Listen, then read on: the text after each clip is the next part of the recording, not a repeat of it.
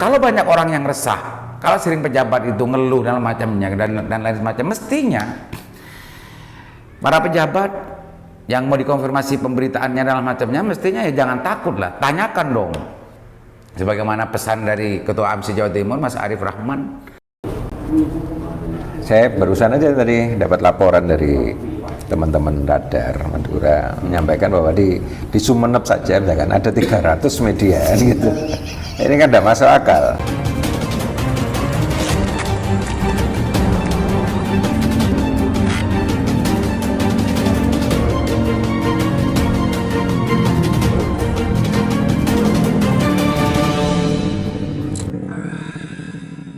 Assalamualaikum warahmatullahi wabarakatuh. Berjumpa bersama saya Alam Haris di acara Hasan Usik. Bersama Hasan, tadi hari ini itu ya, saya membaca sebuah status di medsos FB yang diunggah oleh akun bernama Amin Sohibku. Amin Sohibku ini kalau tidak keliru adalah Ketua PWI Kabupaten Bangkalan senior saya, mengunggah sebuah status, masih saja ada oknum yang membuat citra jurnalis semakin terpuruk, padahal sekarang sudah era digitalisasi, waspadalah. Itu tadi itu ya, ketika ini saya baca masih 6 jam sambil mengupload sebuah gambar dan foto berita Radar Madura yang menulis berita dengan judul berita catut JPRM sambil minta uang kepala sekolah. Ini mendapat tanggapan banyak sekali gitu ya, ke bawah. Tanggapannya Popo Kak, Abdillah Syahril, Iksan Adda, Agus, sangat sulit membendung keberadaan mereka. Semakin hari kelompok wartawan gadungan yang orientasi uang semakin menjamur. Mereka keliling bukan untuk menghasilkan karya jurnalistik, tapi untuk ngemis, minta uang, bermodalkan keplek dan dalih penugasan dan dari redaksi mereka tak sungkan menarget sejumlah uang pada pejabat. Sasarannya biasanya adalah kepala sekolah, camat dan kepala desa. Jika ada yang tidak mengindahkan, biasanya mereka akan mengancam untuk menaikkan beritanya di media yang belum tentu jelas susunan redaksinya. Sayangnya ada saja pejabat yang mungkin sedikit nakal memenuhi hasrat keinginan mereka dengan memberikan sejumlah cuan dan banyak ke bawah.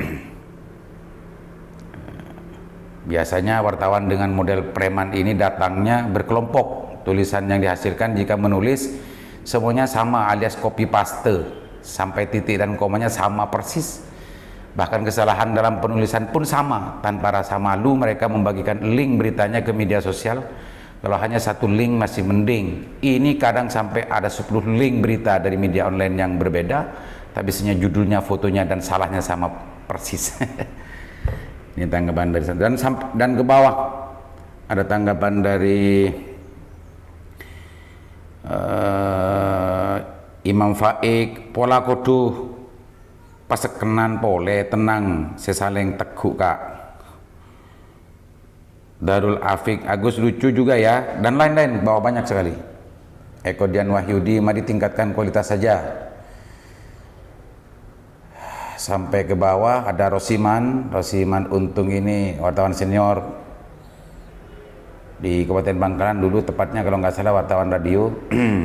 Sejak saya masih aktif sebagai jurnalis puluhan tahun lalu, fenomena jurnalis abal-abal, wartawan tukang peras kulit tinta, tukang palak hingga pewarta merangkap preman oknum datang dan pergi, muncul tenggelam, tak pernah hilang.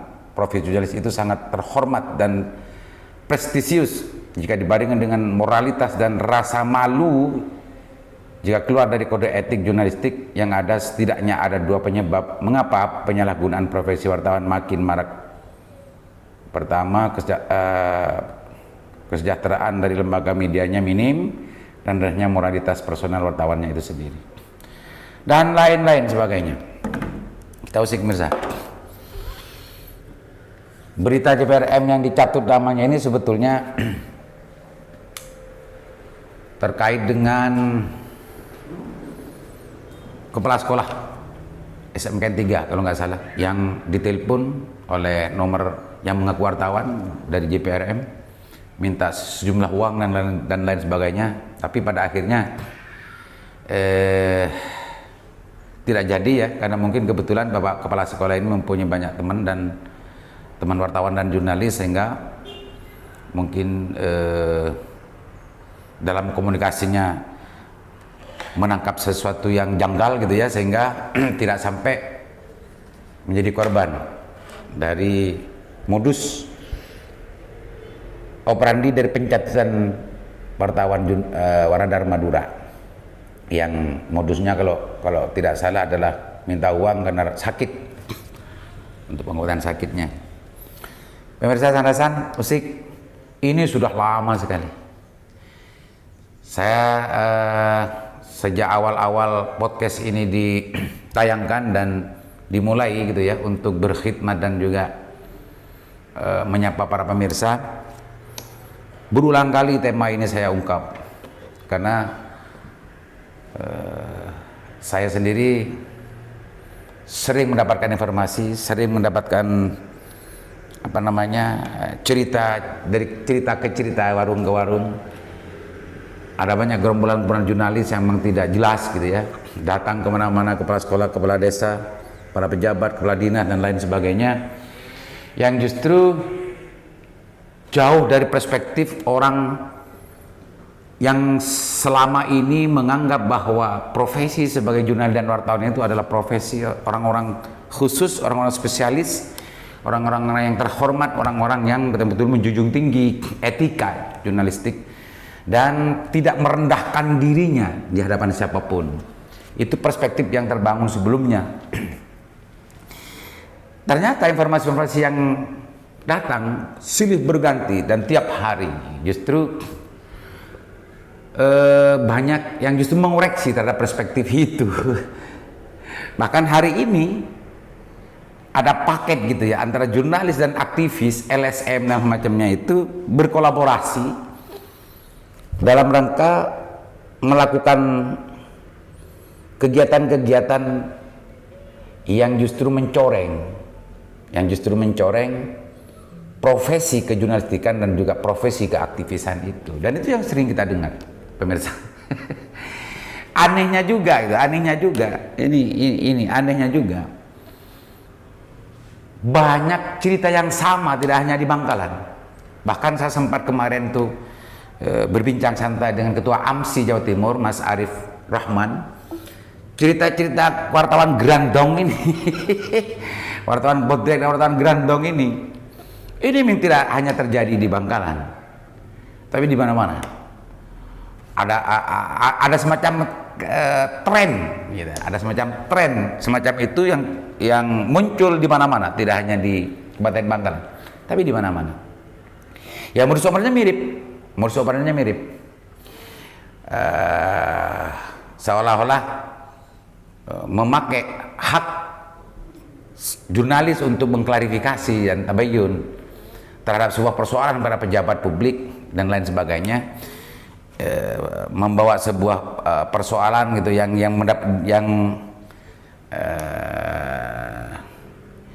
dibawa dan mendapatkan informasi tentang masalah sesuatu di badan publik itu, di pejabat itu ada ini dan itu mau konfirmasi ke sana gitu. Nah, itu modusnya seperti itu.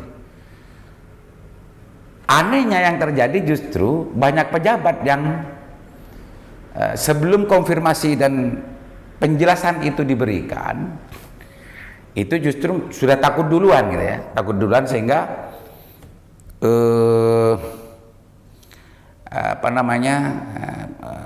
proses pemerasan, proses pemalakan dan proses untuk berkompromi gitu ya, itu dilakukan oleh orang-orang semacam ini. Ini yang sering kita dengar sebetulnya itu ceritanya, pemirsa. Nah, hal semacam ini justru yang membuat mereka merasa nyaman dan mereka merasa bahwa ini adalah sebuah lahan baru, lahan kerja baru atau lahan kegiatan yang sebelumnya mungkin belum dilakukan, dan ini adalah sebuah peluang baru bagi mereka, hanya bermodalkan keplek, hanya bermodalkan surat tugas mungkin dari media tertentu, atau bisa saja itu buat-buat sendiri ya. Kalau sebagaimana yang diceritakan di surat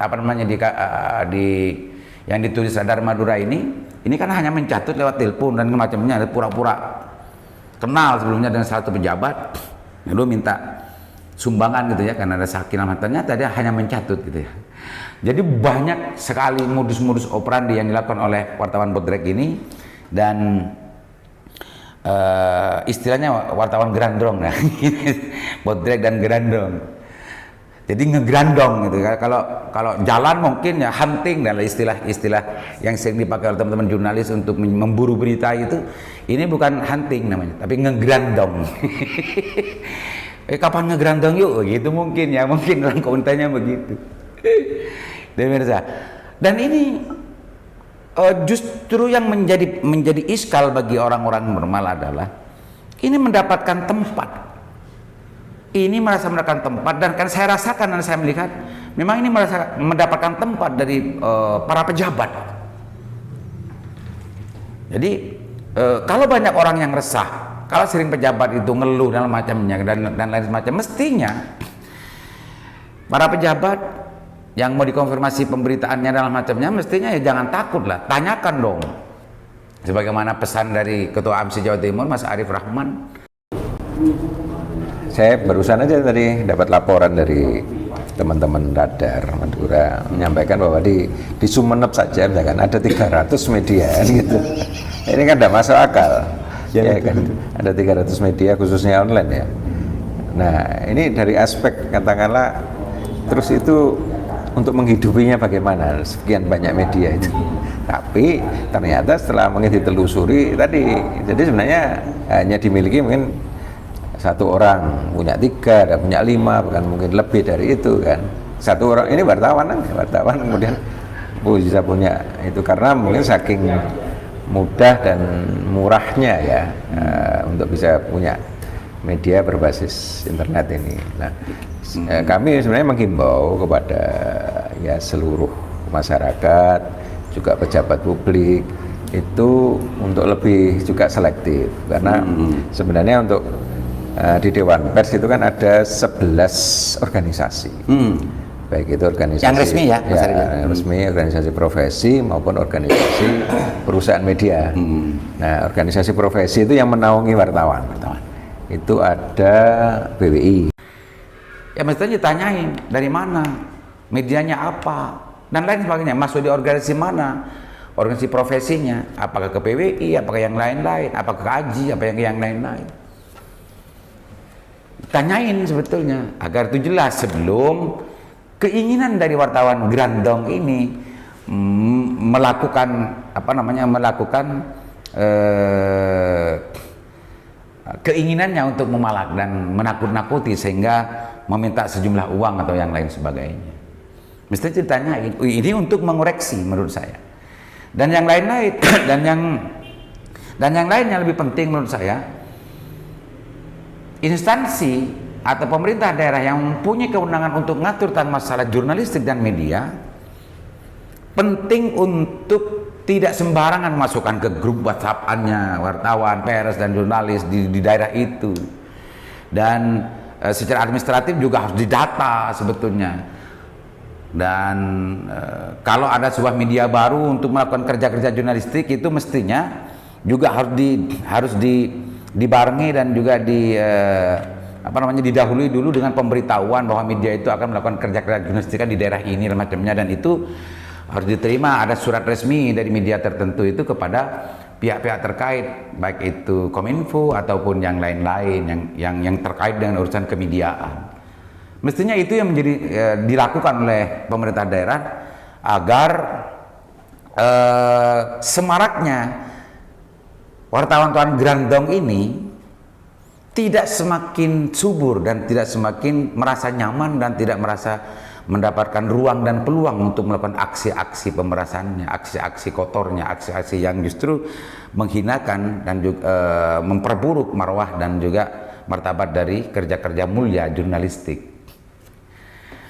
Itu mungkin yang penting untuk kita perhatikan dan diwaspadai kepada semua pejabat publik yang sering menjadi sasaran dari kelompok-kelompok jurnalis yang tidak bertanggung jawab ini, untuk berhati-hati dan bersinergilah gitu ya, bersinergilah dengan media-media yang betul-betul resmi, bersinergilah dengan para pihak yang punya kewenangan-kewenangan tertentu terkait dengan masalah ini, agar ruang gerak dari orang-orang dan kelompok-kelompok media Grandong ini agar sempit gitu ya, agar tidak ruang geraknya luas dan leluasa, tidak luasa untuk berekspresi, pemirsa. Dan mudah-mudahan usik ini betul-betul mengusik kepada semua pihak, termasuk para pejabat yang sering memberikan ruang kepada mereka sehingga mereka merasa nyaman dan tumbuh subur di mana-mana. Sehingga kalau merasa terusik, pastinya akan melakukan langkah-langkah bagaimana hal yang tidak baik ini tidak diterus-teruskan dan tidak dianggap menjadi sebuah kebaikan dan tidak dianggap sebuah profesi yang resmi.